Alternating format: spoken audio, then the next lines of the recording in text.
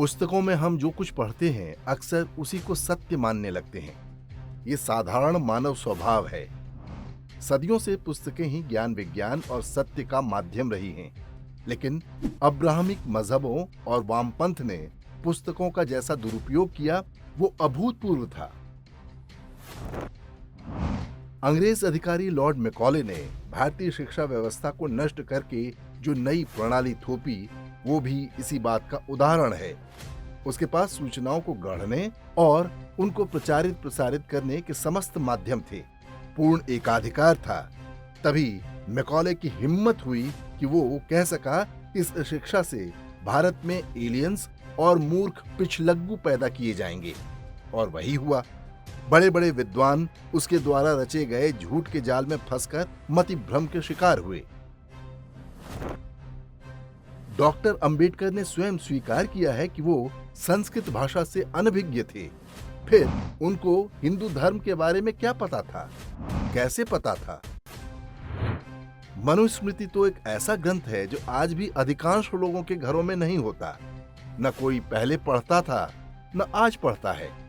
किसी अंग्रेज ने उसका अनुवाद कर दिया। जिसने अनुवाद किया उसे भी संस्कृत नहीं आती थी। उसे बस ये पता था कि अर्थ का अनर्थ कैसे करना है। डॉक्टर अंबेडकर ने उन्हीं मक्कार और फरेबी ईसाई इंडोलॉजिस्ट द्वारा गढ़े झूठ को पढ़कर हिंदू धर्म के बारे में अपनी राय बनाई। डॉक्टर अंबेडकर विश्व के सबसे प्रसिद्ध अर्थशास्त्रियों में भी गिने जाते हैं। लेकिन क्या उन्होंने भारत की इकोनॉमिक हिस्ट्री पढ़ी?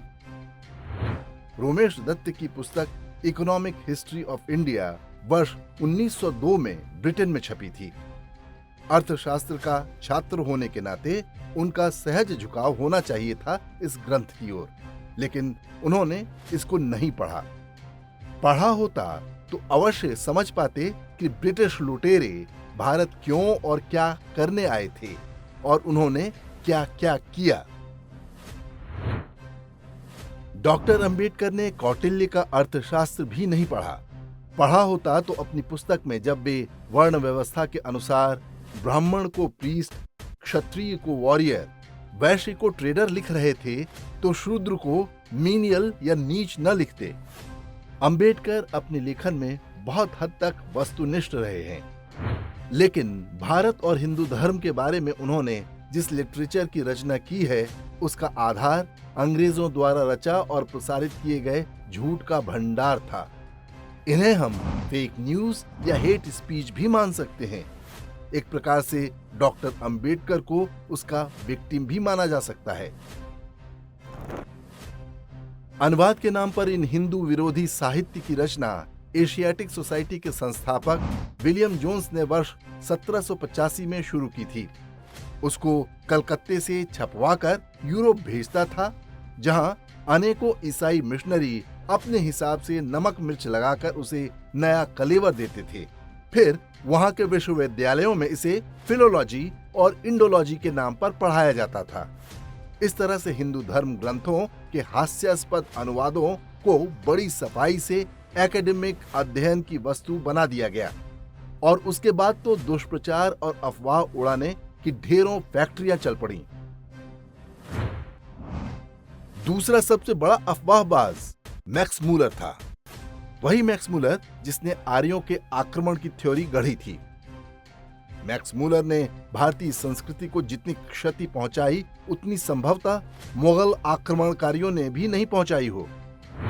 मैक्स मूलर के नाम पर भी देश की राजधानी में एक सड़क है।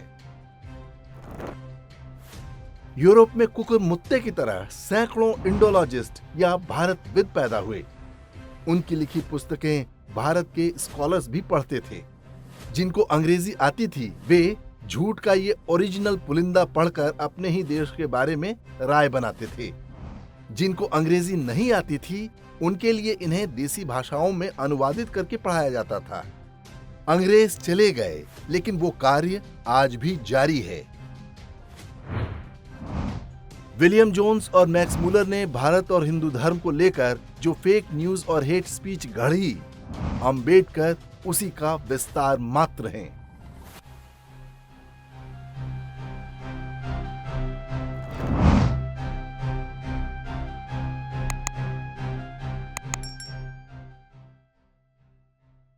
इंडेक्स ऑनलाइन के वीडियो समाज को समर्पित हैं। आप इनको डाउनलोड करके जैसे चाहे वैसे प्रयोग कर सकते हैं। चाहे तो आप हमारे टेलीग्राम चैनल से जुड़ सकते हैं। वहां सारे नए पुराने वीडियो आपको मिल जाएंगे।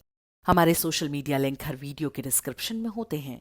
हमारा एकमात्र उद्देश्य हिंदू समाज को जागृत और एकजुट करना है। इसमें सहभागी बने। धन्यवाद।